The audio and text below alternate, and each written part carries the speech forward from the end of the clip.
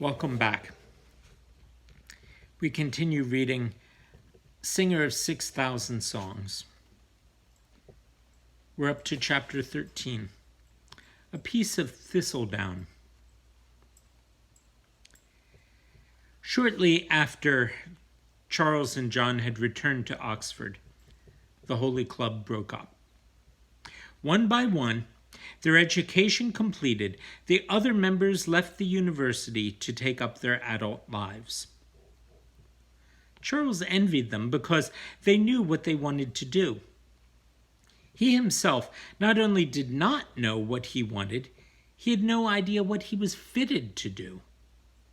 His last talk with his father had raised so many doubts in his mind that he felt unworthy even to keep on with his prison visiting. Who was he to comfort the doomed when he felt so lost himself? He and John lingered on at Oxford through the summer months, following the same routines they'd followed for the past 6 years. All about them, though, they saw changes in the social scene. In particular, they were aware of the changing character of the prisons. The parliamentary investigation led by James Oglethorpe had begun to have a marked effect. The MPs had staged a successful campaign of fundraising, and the money went toward the release of debtors from jail. Formerly, such men had been forgotten once they were behind bars, unless a friend or a personal benefactor provided the sum for their release. The Reverend Samuel Wesley himself had been twice in debtor's prison, so his sons knew the law was no respecter of persons. The sudden release of so many homeless and penniless people presented England with another problem: what to do with them. James Oglethorpe felt compelled to provide an answer to that question. They could, he suggested, be sent to the New World, and there they could start life afresh. Where in the New World should they go? To a colony he himself would set up and govern, a place he would call Georgia, in honor of England's king. Oglethorpe envisioned Georgia as an Eden for all displaced or exiled persons, whether they were English or not. He wished to offer free passage and a home in the colony to anyone who felt the need of such a haven. Of course, he was not rich enough to carry such a financial burden on his own shoulders, so he sent out an appeal for help.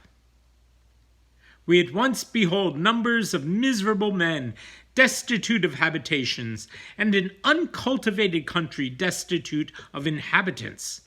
May this critical coincidence be improved to the common advantage. Oglethorpe was a persuasive man, and his appeal went to the hearts of the people. Everyone who could sent money, some great amounts, some tiny. In addition, large quantities of Bibles, books of piety, hornbooks, household needs of all sorts were contributed. John and Charles each sent more than they could afford. Their brother Samuel sent not only money, but a pewter chalice and paten too, so that the Lord's Supper might be suitably served in America. In addition, Samuel wrote a poem in the flowery style then common as a toast to the new colony and to its governor. How views the mother isle your little state? How aids the Senate? How the nation loves? How George protects and Caroline approves? Oglethorpe himself had sailed with the first batch of colonists in 1734. He had stayed with them until the foundations of the settlement were firmly laid. When he returned to England, he knew what he must have when he sailed to the New World again. His settlers were, for the most part, jailbirds, bankrupts, and outcasts. More than anything else, They needed spiritual guidance. For help in selecting the right clergyman for the job, Oglethorpe went to his friend, Dr. John Burton of Corpus Christi College, Oxford. After much thought, Dr. Burton, in turn, went to see John Wesley. Charles and John were together when Dr. Burton came to call. They listened as he outlined what was needed. Your expenses would be met by the Society for the Propagation of the Gospel, said Dr. Burton, speaking of a recently founded group sponsored by the Church of England. And would I take Mr. Oglethorpe's place as shepherd of his black sheep? Asked John.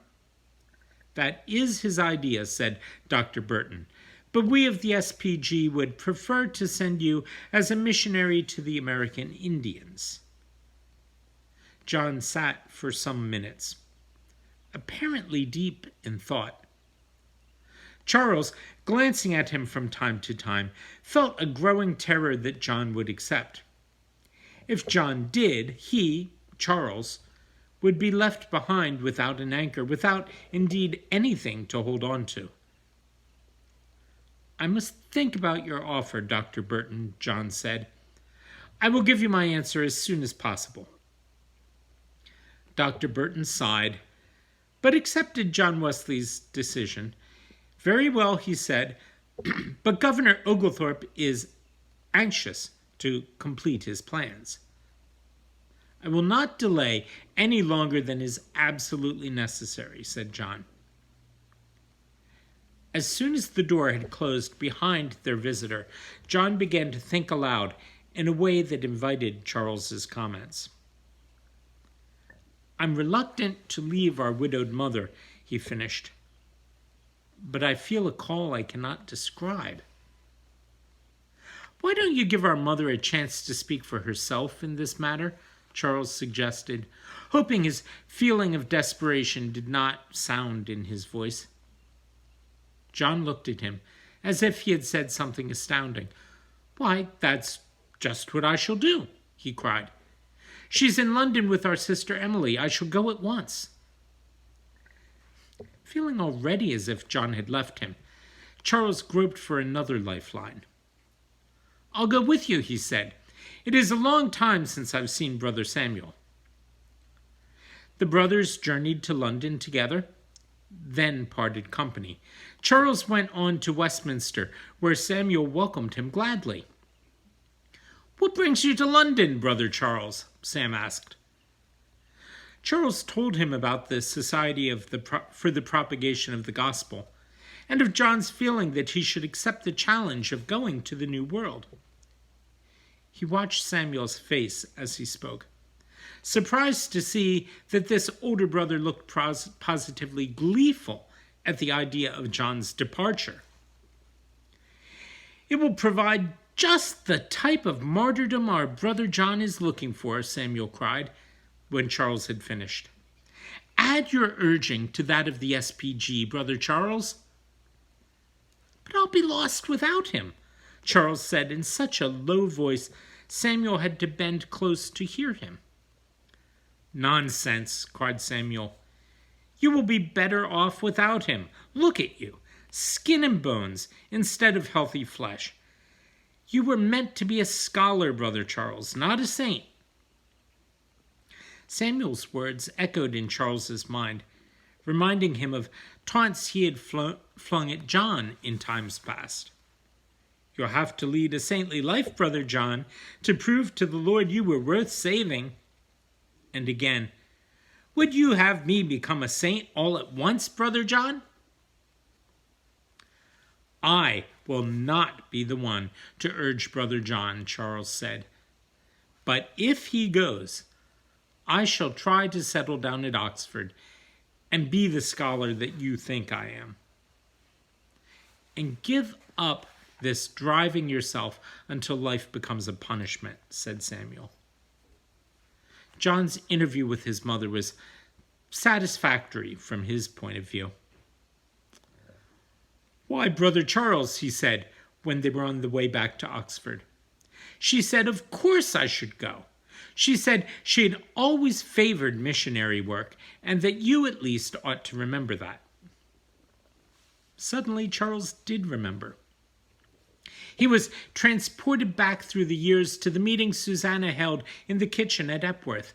She had talked glowingly of the work Danish missionaries were doing in the East Indies. He even remembered asking, "What are missionaries, Mother?" and receiving the reply, "People sent out from their churches to preach and teach in foreign countries." "Yes, I remember," said Charles. John looked at him queerly. "Why didn't you tell me that before?" "I didn't think of it," said Charles. "Well," John said, "I have decided to go to America, but you are going with me." Charles's heart gave a great leap. "What gave you that idea?" he gasped. "I haven't been invited." "I shall see that you are invited," John said, a crusading light in his eyes. "I had a vision, Brother Charles. I saw the pointing finger of God. This is the opportunity he's giving us to cut ourselves off from common ambitions and the easy rut of established things." For just a minute, Charles thought of his brother Samuel and his words, "It will provide just the type of martyrdom Brother John is looking for."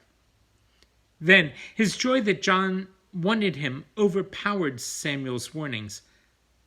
"But what use can I be?" he cried. "I'll talk to Dr. Burton tonight," John answered, "and tell him what I've decided. After that, it will be up to him." John did talk to Dr. Burton, who set the necessary wheels in motion. As soon as that happened, Charles, as well as John, felt committed. Charles wrote his brother Samuel before the details were known. Samuel answered him, urging him to reconsider, reminding him that he was not the type of which martyrs are made. By the time Samuel's answer came, however, Charles had agreed to go to America as secretary to Governor Oglethorpe. This news, too, he wrote Sam. This time, Samuel's return letter admitted defeat, but issued another warning. Jack knew his strength and used it. His will was strong enough to bend you to go, though not with my consent. I freely own 'twas the will of Jack, but I am not convinced 'twas the will of God. After that, events moved swiftly. Dr. Burton urged Charles to be ordained in the Church of England before he left, so that Governor Oglethorpe could take 2 clergymen to Georgia and thus double the spiritual guidance for the new colony. "I'm not good enough," Charles protested, knowing the doubts that plagued him. "I have not faith enough to preach to others." "Nonsense," said John. "You can talk and charm the devil himself." Charles still shrank from the thought of setting himself up as God's minister, but as he had so often, he gave in to John's urging. "I'm like a piece of thistledown blown by the winds of chance," he said to himself. "I seem not to have a will of my own any more." Wait till you hear what happens in Georgia.